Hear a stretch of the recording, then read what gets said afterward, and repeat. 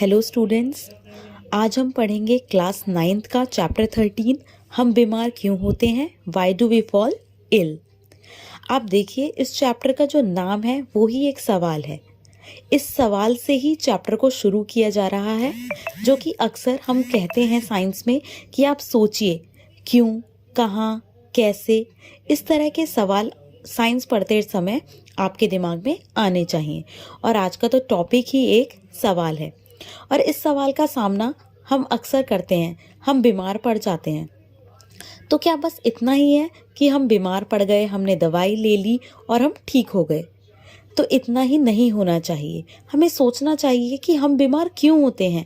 अगर हमें यही समझ आ जाए कि हम बीमार क्यों पड़ते हैं, तो इसका इलाज करना और बीमार नहीं पड़ने की प्रक्रिया को अपनाना ज़्यादा ज़रूरी होगा। अच्छा यह है कि हम उसके मूल कारण को ही ख़त्म कर दें या ख़त्म करने की कोशिश करें। तो हम स्टार्ट करते हैं अपना फर्स्ट डेफिनेशन, स्वास्थ्य यानी हेल्थ। इसकी जो डेफिनेशन है वो है किसी व्यक्ति की सामान्य शारीरिक, सामाजिक एवं मानसिक अवस्था को ही उसका स्वास्थ्य कहा गया है। Health is a state of complete physical, mental and social wellbeing. हम किसी पर्सन को हेल्दी या स्वस्थ तभी कह सकते हैं जब वो अपने तीनों एस्पेक्ट यानी फिजिकली भी फिट हो, मेंटली भी उसे कोई टेंशन ना हो और सोशली भी उसका जो आपस में कम्युनिकेशन, आपस में उसका जो व्यवहार है वो भी बिल्कुल अच्छा रहे। तीनों एस्पेक्ट अगर वो पूरे करता है तभी हम उस पर्सन को एक हेल्दी पर्सन कह सकते हैं। यानी शारीरिक वो बिल्कुल ठीक हो, फिजिकली फिट हो, मेंटली फिट हो और सोशली भी उसका सामाजिक अवस्था भी उसकी अच्छी हो, तभी वो पर्सन जो है हेल्दी कहलाता है। अब अच्छे स्वास्थ्य की क्या क्या आवश्यक परिस्थितियां हैं, यानी what are the basic conditions of a good health? For a good health, what are the basic conditions required? सबसे पहला, अच्छा भौतिक पर्यावरण, गुड फिजिकल एनवायरनमेंट। हमारे स्वास्थ्य के लिए अच्छा पर्यावरण होने की बहुत आवश्यकता है। हमारे आसपास का जो एनवायरनमेंट है, हमारे आसपास की जो एयर है वो एकदम स्वच्छ होनी चाहिए। अभी आपने देखा होगा आपकी पोल्यूशन की वजह से छुट्टियां भी पड़ गई थी, यानी आपका जो फिजिकल एनवायरनमेंट था ये ठीक नहीं था, इस वजह से छुट्टियां पड़ गई ताकि बच्चे जो हैं घर पे रहें और उनका स्वास्थ्य जो है वो अच्छा रहे। तो यानी भौतिक पर्यावरण हमारे हेल्थ पर बहुत इफेक्ट डालता है। सेकंड है संतुलित आहार, बैलेंस डाइट। अब हमें बैलेंस डाइट भी लेना ज़रूरी है अच्छे स्वास्थ्य के लिए। हमें ऐसा खाना खाना चाहिए जिसके अंदर प्रॉपर अमाउंट में विटामिन्स हो, मिनरल्स हो, जो भी चीज़ें हमारी बॉडी को ज़रूरत है वो सारी चीज़ें हमें खानी चाहिए। थर्ड है कि हमें आप रेगुलरली एक्सरसाइज करनी चाहिए। हमें अपनी बॉडी को, हमें डेली वॉक करना चाहिए, हमें एक्सरसाइज करनी चाहिए ताकि हमारी बॉडी जो रहे एकदम फिट रहे और हमारा जो स्वास्थ्य है वो अच्छा बना रहे। फोर्थ है अच्छी आर्थिक स्थिति और रोजगार। इट मीन्स कि अगर हमारे पास अच्छे पैसे होंगे हम तभी तो अच्छा खा सकेंगे। तो good standard of living and economic status भी हमारी हेल्थ के लिए एक बेसिक कंडीशन यानी आवश्यक परिस्थितियां हैं। नेक्स्ट टॉपिक है रोग या डिजीज। अब डिजीज या रोग के बारे में पढ़ेंगे। रोग क्या होता है? जब कोई व्यक्ति को कोई रोग होता है तो उसका जो सामान्य दिनचर्या जो होती है वो खराब हो जाती है। उस व्यक्ति को ना तो फिर किसी चीज़ में मन लगता, ना तो उसका खाना खाने में मन लगेगा, ना उसका पढ़ने में मन लगेगा, ना उसका खेलने में मन लगेगा। मतलब वो कोई भी कार्य जो है अपनी मर्जी से, अपनी इच्छा अनुसार उसे करने का मन नहीं करेगा। तो उसी को हम क्या बोलते हैं? रोग। इंग्लिश में देखो डिजीज बोला जाता है, डिस प्लस ईज। डिजीज बना ही दो वर्ड से है, डिस प्लस ईज। डिस का मतलब ही क्या होता है? नो। ईज का मतलब होता है कंफर्ट, यानी हम जब हमारी बॉडी इजी कंफर्ट में है तब तो ठीक है, ठीक है। लेकिन अगर उसी के सामने डिस लग गया यानी हमारी बॉडी जो है वो कंफर्ट में नहीं है, तो उस केस में हमारी बॉडी किस में है? डिजीज में है। मतलब हम क्या है? बीमार हैं। हमारी बॉडी जो है वो हमें अलाउ नहीं कर रही है कि हम कुछ कार्य करें। तो जब कोई व्यक्ति को कोई रोग होता है तो उसके शरीर कि एक या अधिक अंगों का कार्य और रूप रंग क्या हो जाता है, खराब हो जाता है, मतलब उस व्यक्ति का कुछ भी कार्य करने का मन नहीं करता है। When the body is not at ease, that is comfortable, then it is said to have disease। तो हम कहते हैं उस व्यक्ति को क्या है, एक डिजीज है, रोग हो गया है, चाहे वो हेडेक हो, जुखाम हो, खांसी हो, सर दर्द हो, बुखार हो, पेट दर्द हो, तो ये क्या कंडीशन हो जाती है आपकी, डिसईज। ठीक है, अब इस रोग के कारण क्या है, कॉज ऑफ डिजीज। अब हमने इस चैप्टर के इंट्रोडक्शन में ही पढ़ा था कि हम अब इस चैप्टर में हमें ये जानना है कि ये डिजीज हमें होती क्यों है, क्या इसके कारण है। तो सबसे पहला कारण है हमारा सूक्ष्म जीव यानी माइक्रो ऑर्गेनिज्म। सभी को पता है सूक्ष्म जीव क्या होते हैं, ऐसे जीव जो कि हमें खुली आंखों से नहीं दिखाई देते, सूक्ष्मदर्शी यानी माइक्रोस्कोप की मदद से ही हम उसे देख पाते हैं, जैसे कि बैक्टीरिया, फंजाई, वायरस, प्रोटोजोआ। आपको पता भी होगा अभी जो बीमारी चल रही है कोरोना, वो किससे हो रही है, एक वायरस से हो रही है।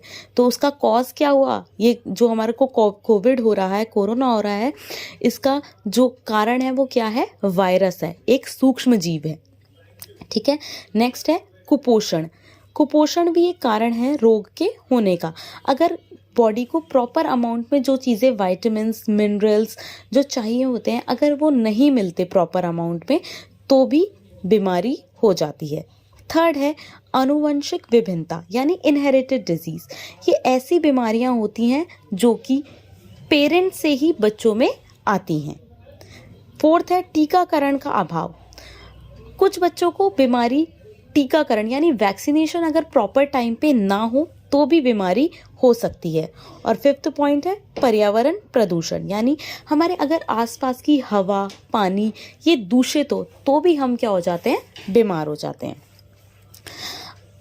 अब जो हमारा नेक्स्ट टॉपिक है वो है रोग के प्रकार, टाइप ऑफ डिजीज। अब ये जो रोग हैं ये कितने प्रकार के होते हैं, अब हम एक एक करके पढ़ेंगे। रोग जो है ये 4 प्रकार के होते हैं। एक होता है तीव्र रोग, जिसे इंग्लिश में एक्यूट डिजीज बोलते हैं। सेकेंड वन इज दीर्घकालीन रोग, क्रोनिक डिजीज। थर्ड इज संक्रामक रोग, infectious disease. And fourth one is non infectious disease यानी असंक्रामक रोग। अब सबसे पहले हम तीव्र रोग के बारे में पढ़ेंगे, एक्यूट डिजीज। ये रोग ऐसे होते हैं जो कि कम समय के लिए रहते हैं, जैसे कि सर्दी, जुखाम। ये रोग होते हैं जो कि हमारी बॉडी के जो हमारे डिफरेंट ऑर्गन्स होते हैं उन पे ज़्यादा प्रभाव ये नहीं डालते। हमें सर्दी हुई, जुखाम हुआ, हम 1 वीक बीमार रहेंगे, 15 दिन तक बीमार रहेंगे, लेकिन उसके बाद हम क्या हो जाएंगे, ठीक हो जाएंगे। मतलब ऐसी बीमारी जो कुछ समय तक के लिए रहती हैं, कुछ समय के लिए हमारी बॉडी को डिस्कम्फर्ट करती हैं और उसके बाद हम बिल्कुल नॉर्मल हो जाते हैं। जैसे कि हमारी कॉमन कोल्ड हो गया, हेडेक हो गया, पेट दर्द हो गया। तो ये क्या होती हैं, ऐसी बीमारी कुछ समय के लिए रहती हैं और उसके बाद हमारी ये बीमारी ठीक हो जाती हैं। नेक्स्ट है हमारा दीर्घकालीन रोग यानी क्रोनिक डिजीज। क्रोनिक डिजीज कैसी होती हैं, जो कि अधिक समय तक, लंबे समय तक रहने वाले रोगों को ही दीर्घकालीन रोग कहते हैं। जैसे कि कैंसर हो गया, ट्यूबरकुलोसिस हो गया, डायबिटीज़ हो गया, ब्लड प्रेशर हो गया, थायराइड हो गया। ऐसी बीमारी जो एक बार हो जाती है और फिर वो लंबे समय तक चलती है, और ऐसी बीमारी हमारे ऑर्गन्स को भी अफेक्ट करती है, क्योंकि ये लंबे समय तक रहती है, इसलिए ये हमारे ऑर्गन्स को भी अफेक्ट करती है। थर्ड डिजीज़ है हमारी संक्रामक रोग, इन्फेक्टिशियस डिजीज़। ये ऐसा रोग होता है जो एक दूसरे से फैलता है। जो कौन करता है, माइक्रोब्स, सूक्ष्म जीव करते हैं। सूक्ष्म जीव ही इसका मेन रीज़न होता है एक दूसरे में ये बीमारी को फैलाने का। Infection which spreads from one person to another, जैसे कि कोरोना आजकल हम बहुत सुन रहे हैं। ये कैसी बीमारी है, हम कहते हैं मास्क लगा के रखो, एक दूसरे के संपर्क में ना आओ। तो इसका यही मतलब है कि ये ऐसी बीमारी है जो कि एक पर्सन से दूसरे पर्सन में, मतलब जो पर्सन इन्फेक्टेड है और जो पर्सन हेल्दी है, इन्फेक्टेड पर्सन से ये एक हेल्दी पर्सन में ट्रांसफ़र हो जाती है। यानी नॉर्मल भाषा में कहें तो ऐसी बीमारी जो एक दूसरे से फैलती है, एक दूसरे की चीज़ें इस्तेमाल करने से फैलती है, उसी को हम संक्रामक रोग यानी इन्फेक्टिशियस डिजीज़ कहते हैं। जैसे कि सर्दी हो गई, खांसी, जुखाम, कोरोना, ठीक है।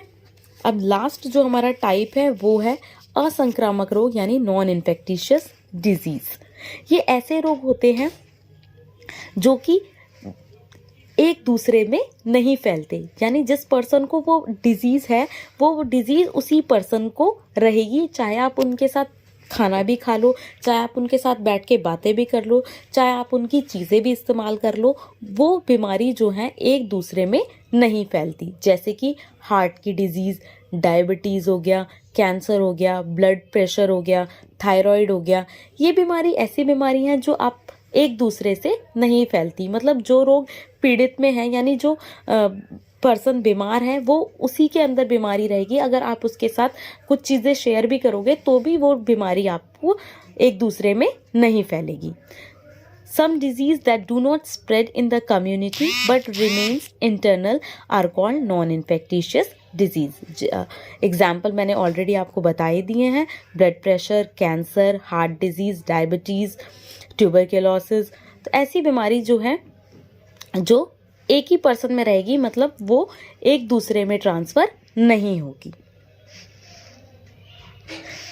तो आज हम इस चैप्टर को यहीं पर ख़त्म करते हैं। अब नेक्स्ट वीडियो में आप इस चैप्टर का सेकंड पार्ट स्टार्ट करेंगे।